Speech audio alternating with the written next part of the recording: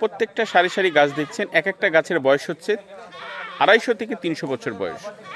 এই গাছটি 300 বছর বয়স। চাঁপাইনবাবগঞ্জ ভোলাহাট উপজেলার এই গাছটি সবচাইতে, এই ভোলাহাট অঞ্চলের সবচাইতে বয়স্ক এবং সবচাইতে পুরনো গাছ, যেটাকে বলা হয় 300 বছর বয়স।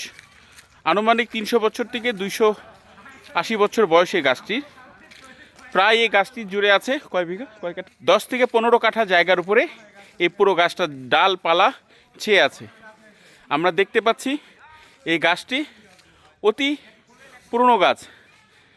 আপনারা দেখতে পাচ্ছেন এই গাছটির বয়স হচ্ছে 15 কাঠা জায়গার উপরে এই গাছটি, 15 কাঠা জায়গার উপরে এই গাছটি।